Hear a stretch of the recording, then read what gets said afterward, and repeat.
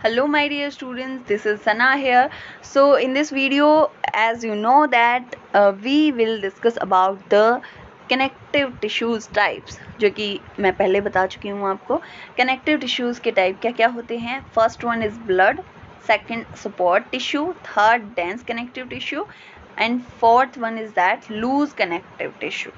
ठीक है, सबसे पहले हम दो चीज़ों को लेकर चलते हैं. सबसे पहले ब्लड एंड सपोर्ट टिश्यू. ठीक है, बोन और cartilage, bone and cartilage, bone and cartilage. आपको इसको लर्न करना पड़ेगा, थोड़ा सा क्रैम करना पड़ेगा, क्योंकि इसके जो टाइप्स हैं वो काफ़ी ज़्यादा हो जाएंगे आगे जाकर, और इनके बारे में भी हम पढ़ेंगे तो जम्बलिंग हो जाती है माइंड के अंदर कि कौन सा कैसा दिखता था और इसकी क्या कंपोजिशन थी. ठीक है, तो फिलहाल हम ब्लड और सपोर्ट टिश्यू को लेकर चलते हैं, बोन और कार्टिलेज. ठीक है, let get start now. Blood, अगर हम ब्लड के बारे में पढ़ें तो ज़्यादा बताने की ज़रूरत नहीं है आप लोगों को. आपको पता है ब्लड जो है वो रेड कलर का होता है, हमारी ब्लड वेसल्स में प्रेजेंट होता है, पूरी बॉडी के अंदर रन करता है. ठीक है, फ्लूइड कनेक्टिव टिश्यू होता है ये एक, जिसके अंदर 78% वाटर होता है और 22% सॉलिड होता है. ठीक है, उसके बाद सेकेंड पॉइंट क्या है, इसके अंदर connects different system of body by transporting. अलग अलग जो सिस्टम्स हैं बॉडी के उनको कनेक्ट करता है. कैसे? गैसेस ट्रांसपोर्ट करके, डाइजेस्टेड फूड ट्रांसपोर्ट करके करता है ना, हॉर्मोन्स को ट्रांसपोर्ट करता है, और जो वेस्ट मटेरियल है बॉडी का उसको भी ट्रांसपोर्ट करता है to the different parts of the body. आपको पता है कि जितनी भी सेल्स हैं वो सभी काम करती हैं हमारी बॉडी के अंदर, तो वेस्ट मटेरियल भी पूरी बॉडी के अंदर प्रेजेंट होगा. तो पूरी बॉडी का जो वेस्ट मटेरियल है उसको एक पर्टिकुलर ऑर्गन के पास लेकर आना, this is the very specific work, और we can say that the important work. So ये भी जो है ब्लड करता है. So blood is the first one, is the very important connective tissue. Okay, ये बहुत सारे काम करते हैं. देखिए, गैसेस ट्रांसपोर्ट करना, जो फूड डाइजेस्ट हो चुका है उसको अलग अलग पार्ट्स में लेकर जाना, हॉर्मोन्स जो हैं उनको एक टारगेट ऑर्गन के पास लेकर जाना, वेस्ट मटेरियल को पहुंचाना. So these all are the working of blood. Fine. After that blood components, की कंपोनेंट्स क्या क्या होते हैं, ब्लड में क्या क्या प्रेजेंट होता है. सबसे पहले एक्स्ट्रा सेलुलर मैट्रिक्स की बात कर लेते हैं. मैंने आपको पहले बताया था कि एक्स्ट्रा सेलुलर जो मैट्रिक्स है वो प्रेजेंट सभी कनेक्टिव टिश्यू में होगा, लेकिन इसका जो कंपोनेंट है वो चेंज होगा. सब में same extra cellular matrix present नहीं होगा. प्रेजेंट सब में होगा लेकिन सेम नहीं होगा. ठीक है, इस बात को ध्यान में रखते हुए चलना. कभी आप एक ही एक्स्ट्रा सेलुलर मैट्रिक्स को सभी के अंदर लिख दें कि इसके अंदर भी ये प्रेजेंट होता है, इसके अंदर भी ये प्रेजेंट होता है. सो मैट्रिक्स के अंदर जो है वो प्लाज्मा है, एज ए मैट्रिक्स प्लाज्मा है. Fluid matrix on which blood cells are embedded, जिसके अंदर ब्लड सेल्स जो हैं वो हैं, प्रेजेंट हैं, या फिर हम कह सकते हैं कि जैसे लटकी हुई हैं, type like that. So plasma present होता है as a fluid matrix blood के अंदर. उसके प्लाज्मा के अलावा क्या क्या प्रेजेंट होता है, सेल्स एम्बेडेड इन मैट्रिक्स. जो सेल्स प्रेजेंट होती हैं मैट्रिक्स के अंदर वो कौन कौन सी होती हैं, RBC, red blood cells. Okay, मैं आपको एक क्वेश्चन दे रही हूँ यहाँ पे कि आरबीसी और डब्ल्यूबीसी को यहाँ पे हम रेड ब्लड सेल्स और वाइट ब्लड सेल्स कह रहे हैं, है ना, और इनको तो स्पेशली हम आरबीसी को रेड ब्लड सेल्स कह रहे हैं. तो हम रेड ब्लड कोरेप्सल्स किसे कहते हैं? What is the difference between the cells and corpuscles? ये इसका आंसर आप सभी जो है कमेंट बॉक्स में ज़रूर दीजिएगा कि कोरेप्सल्स और सेल्स में क्या डिफरेंस होता है. आपकी जो क्लास है इसके लेवल तक तो हम इसे सेल्स ही पढ़ते हैं, लेकिन आफ्टर दैट हम उसे कोरेप्सल्स कहते हैं, सेल्स कभी नहीं कहते. तो आप इसका मुझे डिफरेंस बताइएगा कि सेल्स और कोरेप्सल्स में क्या डिफरेंस होता है. ठीक है, so let's on the topic. Small cells without nucleus. Red blood cells की स्पेसिफिक बात ये होती है कि बहुत छोटी सेल्स होती हैं लेकिन इनमें न्यूक्लियस प्रेजेंट नहीं होता है. और काम क्या होता है इनका, carry oxygen from lungs to different parts of the body. जो ऑक्सीजन है उसको कैरी करते हैं कहाँ से कहाँ तक, लंग्स से बॉडी के डिफरेंट पार्ट्स तक. ठीक है, यानी लंग्स जो हैं वहाँ से बॉडी के डिफरेंट पार्ट तक ऑक्सीजन को कैरी करते हैं। किसका काम है? रेड ब्लड सेल्स का। उसके बाद मोस्ट कॉमन हम WBC के बारे में पढ़ेंगे, यानी वाइट ब्लड सेल्स के बारे में। न्यूक्लिएटेड सेल्स होते हैं, यानी इन सेल्स के अंदर न्यूक्लियस प्रेजेंट होता है। काम क्या होता है इनका? Help to fight infect and builds the immune system of the body. इनका मोस्टली काम ये होता है कि बॉडी का इम्यून सिस्टम को बिल्ड करते हैं, स्ट्रॉन्ग करते हैं और हेल्प करते हैं कोई भी इन्फेक्शन अगर हमारी बॉडी में होता है तो उससे लड़ने के लिए। Live for 3-4 days in human body. Human body के अंदर WBC जो है वो 3-4 दिन की ही मेहमान होती हैं, उसके बाद वो डिस्ट्रॉय होती हैं, डेथ होती है और उसके बाद नई जनरेट होती हैं। ठीक है, सो उसके बाद हम प्लेटलेट्स के बारे में पढ़ने से पहले एक बार देख लेते हैं types of white blood cells. इतने टाइप्स की वाइट ब्लड सेल्स प्रेजेंट होती हैं डिफरेंट ऑर्गेनिजम्स के अंदर। Lymphocytes, monocytes, eosinophil, basophil and neutrophil.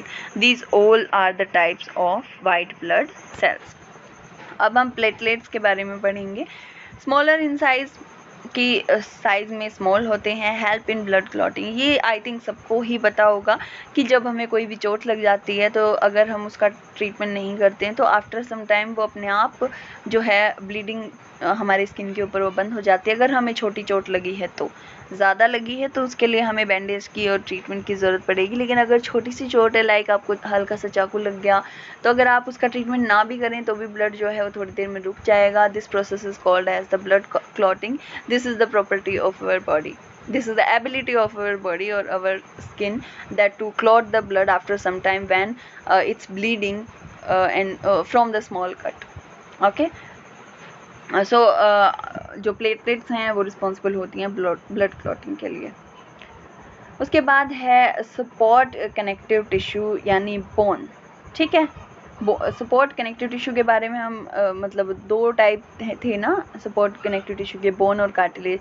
तो सबसे पहले हम बोन के बारे में पढ़ेंगे। Strong and non flexible tissue, ये आप सबको पता है कि जो बोन है वो नॉन फ्लेक्सिबल होती है ना। जो जॉइंट प्रेजेंट है हमारी बॉडी के अंदर, एक बोन जो है दूसरी बोन से कनेक्टेड है, वहाँ से हम उसे बाउंड कर सकते हैं, लेकिन हम कोई भी जैसे हड्डी है उसको मोड़ तोड़ नहीं सकते, वो फ्लेक्सिबल नहीं है। Fine. Second point is that form framework of the body, और पूरी बॉडी का एक फ्रेमवर्क बनाता है हमारा स्केलेटन सिस्टम। ठीक है, जैसे कि आप डायग्राम में देख सकते हो कितनी सारी हड्डियाँ हैं, है ना। Third point is that protect software tissues and organ. इनका फंक्शन क्या होता है मेनली कि जितने भी सॉफ्टवेयर टिश्यूज़ और ऑर्गन्स हमारी बॉडी के अंदर प्रेजेंट हैं उनको प्रोटेक्ट करना। अगर मान लीजिए कि हमारी बॉडी में अगर बोन्स नहीं होती तो लंग्स हैं, किडनी है, लीवर है, इंटेस्टाइन है, स्टमक है, ये सारी चीज़ें इतनी ज़्यादा सॉफ्ट हैं हमारी बॉडी के अंदर, मतलब कुछ तो कुछ ज़्यादा ही सॉफ्ट है, लाइक लीवर, है ना। तो अगर इनको थोड़ी सी भी हम कहीं पे जा रहे हैं और रास्ते में चेयर आ गई तो अगर हल्की सी टक्कर हो जाती है तो फिर लीवर तो गया, मतलब, है ना। उसको तो इतनी ज़्यादा इंजरी हो जाएगी, हमें दूसरा लीवर लाना पड़ेगा। So this is as a funny type. So इसलिए जो है बोन्स जो हैं वो प्रेजेंट होनी बहुत ज़्यादा इम्पॉर्टेंट है, क्योंकि ये प्रोटेक्ट करती हैं हमारे जो सॉफ्टवेयर टिश्यू ऑर्गन है। अगर हमें कहीं पे टक्कर हो जाती है, हम गिर जाते हैं, तो जो बोन्स हैं वो प्रोटेक्ट कर लेती हैं। हमें दर्द होगा थोड़ी देर, लेकिन बोन्स में होगा, अंदर वाले जो चीज़ें हैं, टिश्यूज़ हैं, ऑर्गन्स हैं, उनको कोई फ़र्क नहीं पड़ने वाला। उसके बाद बोन का स्ट्रक्चर अगर हम देखें तो उसके अंदर सबसे पहले मैट्रिक्स के बारे में पढ़ेंगे कि बोन के अंदर मैट्रिक्स जो प्रेजेंट होता है वो कैसा होता है। ठीक है, first point is that extremely dense hard matrix. आपको ये बात ऑब्वियस होनी चाहिए कि बोन के अंदर कोई भी अगर मैट्रिक्स प्रेजेंट है, फ्लूइड अगर प्रेजेंट है, तो बहुत ज़्यादा हार्ड और डेंस मैट्रिक्स प्रेजेंट होगा, है ना। अब फ्लूइड तो प्रेजेंट हो नहीं सकता ब्लड की तरह, है ना, नहीं तो हमारी हड्डियों से भी जो पानी की तरह फ्लूइड बह जाता। तो इसलिए बहुत ज़्यादा डेंस और हार्ड मैट्रिक्स प्रेजेंट होता है बोन के अंदर, और जो किस चीज़ से बना होता है? कैल्शियम से, फॉस्फोरस से और कोलेजन फाइबर्स से। किस से बना होता है? कैल्शियम से, फॉस्फोरस से और कोलेजन फाइबर्स से। मान लीजिए अगर आपकी जो हड्डियां हैं वो थोड़ी सी सॉफ्ट हो गई हैं या फिर वीक हो गई हैं, तो डॉक्टर आपको कहते हैं कि आप दूध पिया कीजिए, क्योंकि मिल्क के अंदर जो है कैल्शियम प्रेजेंट होता है, और कैल्शियम हमारी बॉडी में मतलब जो बोन्स हैं उनको स्ट्रॉन्गनेस देता है। ठीक है, सो कैल्शियम और फॉस्फोरस से बना होता है, और कोलेजन फाइबर्स प्रेजेंट होती हैं। सेल्स एम्बेडेड इन मैट्रिक्स, जो मैट्रिक्स के अंदर सेल्स प्रेजेंट होते हैं वो कौन कौन सी होती हैं। देखिए हमने ब्लड के अंदर पढ़ा था कि मैट्रिक्स के अंदर सेल प्रेजेंट होती हैं लाइक आरबीसी डब्ल्यूबीसी, उसी तरीके से बोन्स के अंदर जो मैट्रिक्स है उसमें कौन कौन सी सेल्स प्रेजेंट होती हैं। जो बोन्स के अंदर सेल्स प्रेजेंट होती हैं उनको हम ओस्टियोसाइट्स कहते हैं, ओस्टियोसाइट्स, ठीक है। Second point is that osteocytes are present in the cavities called lacuna, ठीक है, लेक्यूना। क्या होता है कि जो ओस्टियोसाइट्स हैं वो कैविटीज़ के अंदर प्रेजेंट हैं और उन कैविटीज़ को लेक्यूना कहते हैं, ठीक है, लेक्यूना। आप देख सकते हो कि इसके अंदर एक बोन का ट्रांसफर सेक्शन है, ठीक है। इसके अंदर क्या है, ओस्टियोसाइट्स आप देख सकते हो, जो पर्पल कलर के, आपको पर्पल ही होंगे आई थिंक, ये डार्क पिंक और पर्पल कलर के जो दिखाई दे रहे हैं ये ओस्टियोसाइट्स हैं, ठीक है। Tiny little holes in the matrix called canaliculi, ठीक है। So tiny little holes in matrix, यानी जो मैट्रिक्स है उसके अंदर छोटे छोटे होल्स प्रेजेंट होते हैं जिनको हम कैनालिक्यूली कहते हैं। एक्चुअली ये थोड़ी सी प्रोनाउंसिएशन अलग है, मैं कैनालिक्यूली कहती हूँ इन्हें, या तो आप कैनाली क्ल्यू अलग से बोल सकते हो, सो एज योर विश। तो इसके अंदर जो मैट्रिक्स है उसके अंदर छोटे छोटे होल्स प्रेजेंट होते हैं जिन्हें हम कैनालिक्यूली कहते हैं, जो कि किस लिए रिस्पॉन्सिबल होते हैं, फॉर कम्युनिकेशन बिटवीन सेल्स, ताकि सेल्स के बीच में कम्युनिकेशन हो सके, ठीक है। उसके बाद देखिए सपोर्ट टिश्यू के अंदर हम कार्टिलेज के बारे में पढ़ेंगे। आपको पता है सपोर्ट टिश्यू के अंदर दो ही आते थे, बोन और कार्टिलेज। बोन हम पढ़ चुके हैं, कार्टिलेज जो है वो हमारा लास्ट है। उसके बाद हम डेंस जो कनेक्टिव टिश्यू है उसके बारे में पढ़ेंगे, then after the loose connective tissue. So cartilage जो है semi transparent, elastic and flexible connective tissue होता है। फ्लेक्सिबल होता है, इलास्टिक होता है और सेमी ट्रांसपेरेंट होता है। सेमी ट्रांसपेरेंट का मतलब ये है, ट्रांसपेरेंट अगर हम कहें तो इसका मतलब ये है कि डायरेक्ट हम उसके आर पार देख सकते हैं, और सेमी का मतलब कि कंप्लीट आर पार हम उसके नहीं देख सकते, लेकिन लाइक दैट वैसा ही प्रेजेंट होता है। जैसे कि आप डायग्राम में देख सकते हो, दो बोन हैं यहाँ पर और इसके बीच में जो प्रेजेंट है दैट इज़ द कार्टिलेज, ठीक है, दैट इज द कार्टिलेज। अब देखिए mature cartilage is relatively solid.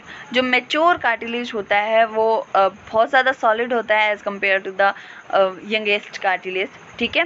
Found in nose, ear and trachea, और नोज, ईयर और ट्रैकिया के अंदर प्रेजेंट होता है cartilage, covering of bones in movable joints. और जहाँ जो जॉइंट्स बने हुए हैं हमारी बॉडी के अंदर, लाइक नी, हैंड, जितने भी जॉइंट्स हैं उनको, उनके ऊपर ये जो बोन्स हैं उनकी कवरिंग बनाता है, जो मूवेबल जॉइंट्स होते हैं वहाँ पर, ठीक है। आप देखिए जैसे कि नोज़ के अंदर प्रेजेंट है, अगर आप धीरे से अपनी नोज़ को पुश करें तो ये हो जाती है, हल्की सी फ्लेक्सिबल है, कंप्लीट नहीं है कि आप बिल्कुल ही इसे राइट एंड लेफ्ट कर दो, लेकिन थोड़ी सी फ्लेक्सिबल है क्योंकि ये बोन प्रेजेंट नहीं है इसके अंदर। इसके जो टिप है, नोज़ की जो टिप है वहाँ पर बोन प्रेजेंट नहीं है, दिस इज़ द कार्टिलेज, ठीक है। maintain the shape and flexibility of the organ and also supports the structure भी एक proper structure भी देता है और जो organ है उसको shape और flexibility भी provide करता है।